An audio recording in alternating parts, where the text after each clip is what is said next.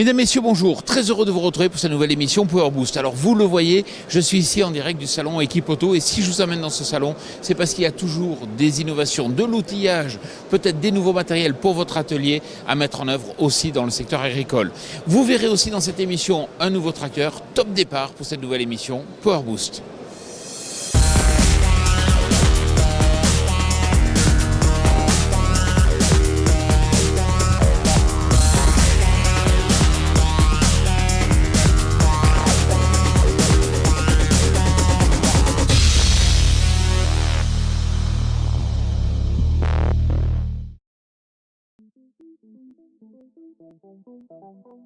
Salut le Power Booster. Cette semaine, le programme est chargé. Tout d'abord, nous prendrons la direction du salon Équipe Auto 2019 à la recherche d'innovations qui pourraient vous intéresser.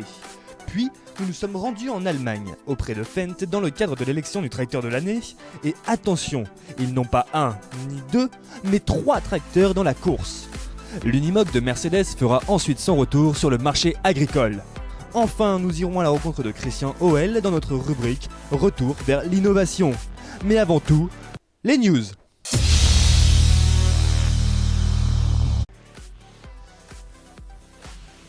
La France, seul pays européen à ne pas connaître la crise dans le machinisme. On constate en 2019 une étonnante, voire insolente croissance des ventes de matériel agricole. Jugez un peu. Un bond de 15% des ventes a été enregistré sur les 9 premiers mois de l'année, alors même qu'en Europe, le marché s'enfonce dans la récession. L'effet de levier fiscal qui pousse les agriculteurs à investir pourrait être une explication. Autre piste, une évolution de la demande vers des matériels de qualité et d'une certaine puissance, mais surtout de plus forte technologie et d'intelligence. À titre d'exemple, la puissance moyenne d'un tracteur standard est passée de 120 chevaux en 2008 à 145 chevaux en 2019. Les industriels français tablent même sur le fait que le marché ne va pas se retourner en 2020. Ils estiment que les perspectives sont très bonnes en viticulture, maraîchage, mais mauvaises en élevage de bovins, viande et plutôt positives en grande culture.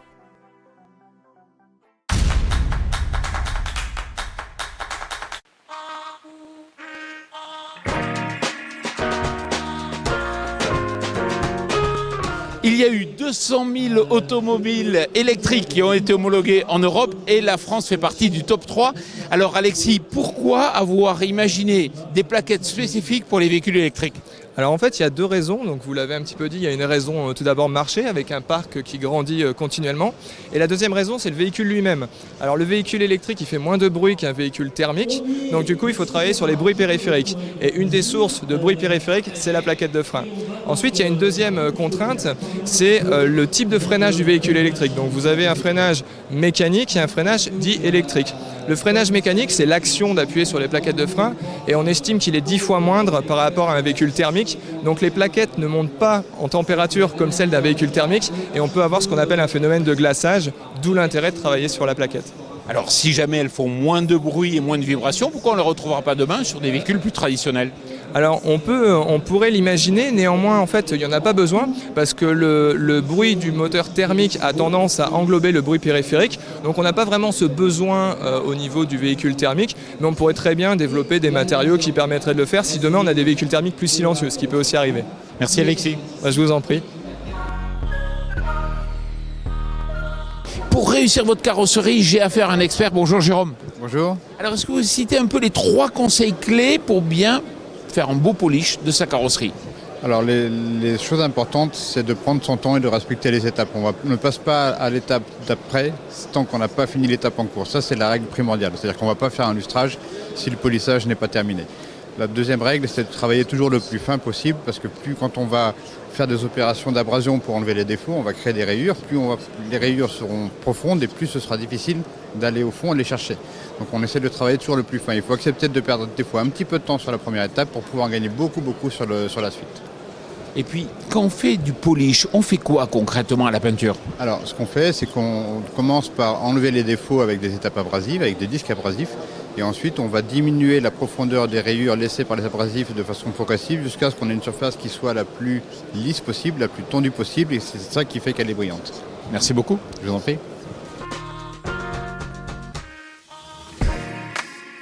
Je Je vous ai trouvé une innovation vraiment intéressante. Enfin, quand je dis innovation, c'est pas vraiment nouveau. Cela fait une quinzaine d'années qu'on est capable de pulvériser de la peinture et de l'azote. Alors, quel est l'intérêt? Il faut que je vous explique que quand on utilise de l'air, on utilise en fait un mélange de 21 gaz différents. Et la cinétique, en fait, n'est pas du tout la même. Et peut avoir un phénomène de turbulence de la peinture. Si on utilise l'azote seul, la cinétique sera homogène. Et puis, ce qu'il faut savoir, c'est que si on utilise l'oxygène, c'est hautement réactif, on risque d'avoir des problèmes aussi de condensation. Enfin, il faut signaler que cette machine est capable d'ioniser et de maintenir une température constante de la peinture.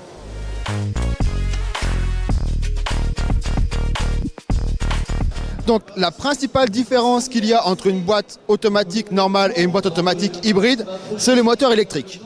À la place du convertisseur de coupe, le convertisseur de coupe hydraulique est supprimé et on l'a remplacé par un moteur électrique alimenté en 400 volts continu pouvant fournir 40 kW de puissance. À ce moteur électrique, on vient ajouter un embrayage de pontage hydraulique qui permet de faire la sélection soit moteur thermique, soit moteur électrique, soit une combinaison des deux. Ensuite, pour ce qui concerne la boîte 8 rapports en elle-même, l'architecture de la boîte n'a pas changé. On a juste rajouté une pompe hydraulique électrique en plus pour pouvoir lubrifier de façon plus efficace la boîte de vitesse. On retrouve une pompe mécanique et une pompe électrique pour l'alimentation en huile de la boîte.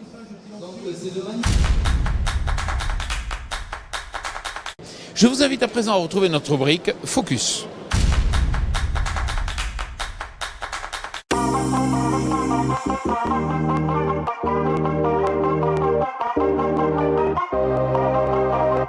On a le sourire chez Power Boost. Bon, déjà on a eu la chance de piloter les derniers tracteurs Fendt, le Fendt 942 et le Fendt 314.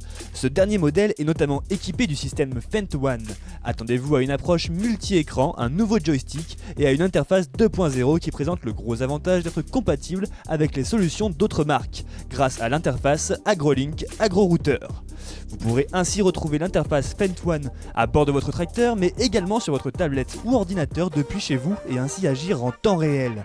Ce nouveau système nous a été présenté sur le 314 dans sa nouvelle version. L'on peut d'ailleurs remarquer que le dashboard de ce modèle a été remplacé par un écran permettant d'exploiter au mieux cette nouvelle interface.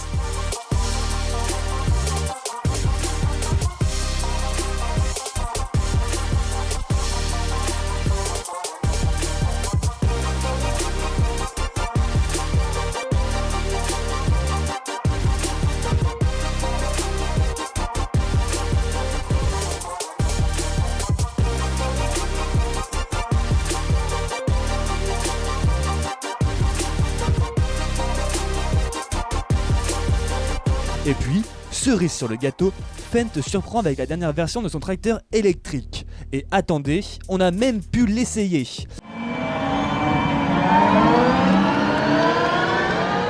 Ce n'est pas la version définitive, mais quand même, depuis le temps qu'on vous en parle. Il faut dire que les 2 dernières années, Fendt a réalisé de nombreux essais pour optimiser sa nouvelle machine.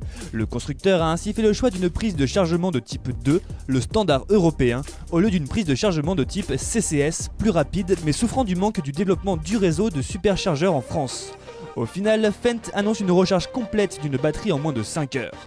Pour les curieux, cette dernière version sera présentée lors du prochain Agritechnica du 10 au 16 novembre 2019 à Hanovre en Allemagne.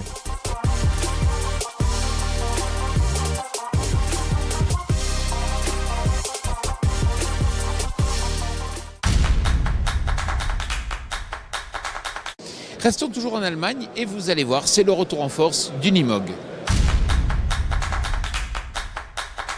Bonjour Fabienne. Bonjour. Alors Fabienne, vous êtes ici parce qu'effectivement l'Unimog is back, on pourrait dire quelque part. Pourquoi? Parce qu'effectivement vous venez d'obtenir l'homologation agricole. Qu'est-ce que ça va changer dans l'approche Unimog? Alors l'homologation agricole, c'est simplement rajouter un arceau de protection anti-retournement, puisque ça fait partie des attributs de l'homologation agricole, sur un camion à la base, un véhicule qui a tout le confort d'un camion, et le rendre tracteur agricole, c'est-à-dire dépourvu de tachygraphe et exempt du passage aux mines tous les ans. Maintenant, ça reste un véhicule qui est adapté à toutes les exploitations agricoles, puisqu'il est très utilisé dans d'autres pays, et on est de retour sur ce marché-là en France. Alors c'est vrai que l'Unimog c'est connu depuis des décennies. On a eu l'impression que vous aviez peut-être laissé un petit peu de terrain par rapport à des porteurs polyvalents. Là vous arrivez avec l'argument 80 km/h ? Alors 80 km/h, c'est l'homologation européenne qui nous le permet. Homologuer un véhicule à 80 km/h, ça ne veut pas dire qu'il roulera à 80 km/h dans toutes les situations. C'est quelque chose qui sera possible pour un détenteur du permis poids lourd dès lors qu'il sera en solo. À partir du moment où il aura une remorque 25 km/h, il devra respecter le code de la route et 40 km/h aussi. Tous ceux qui n'ont pas le permis poids lourd devront respecter le code de la route, c'est-à-dire 40 km/h. Est-ce que l'homologation agricole concernera tous les Unimog ? Non, l'homologation agricole concernera que la série 400 et 500. C'est-à-dire que le 200 et le 300 ne sortira pas en homologation agricole. C'est-à-dire qu'en homologuant uniquement les 400 et les 500, nous privilégions les 6 cylindres en ligne d'une puissance de 300 chevaux. Et pour finir, côté prix et disponibilité ? Disponibilité, les commandes sont ouvertes. La première commande a été prise en juillet. Pour une disponibilité sous 4 à 5 mois en fonction des options. En ce qui concerne le prix, le panel d'options possibles est très large, donc on va compter entre 140 000 et 270 000 euros en fonction des options. Merci beaucoup Fabienne. Merci à vous. C'est vraiment intéressant d'analyser les grandes innovations qui ont fait progresser le secteur des agroéquipements. Certaines ont survécu, d'autres pas. On écoute Christian. Alors cette semaine, on va s'intéresser à une évolution dans le cadre des moteurs. C'est vrai qu'au début, on les voit surtout à l'horizontale, plutôt verticale, bien entendu, au cours des décennies suivantes. Et aujourd'hui, c'est généralisé. Christian Well, bonjour. Bonjour. Alors vous êtes président du club Tractor Rétro Percheron. Alors ce qui est intéressant, c'est de voir que, effectivement, au début du XXe siècle, on a uniquement des moteurs horizontaux. Et oui, c'était la technologie de l'époque qui vient directement, qui était copiée sur les premières machines, qui étaient des machines à vapeur avec des moteurs horizontaux. Alors ce qui était possible avec 1 ou 2 cylindres ne l'est plus par la suite. Avec l'augmentation des puissances, il aurait fallu multiplier les cylindres, quoi qu'il existait des petits moteurs verticaux, mais ensuite le moteur serait devenu trop large, il a fallu passer aux cylindres verticaux. Merci beaucoup. Merci. Voilà, j'espère que cette émission Power Boost vous a plu. Vous savez que pour tout savoir sur l'innovation en agriculture, il faut lire notre média partenaire Agriculture et Nouvelles Technologies.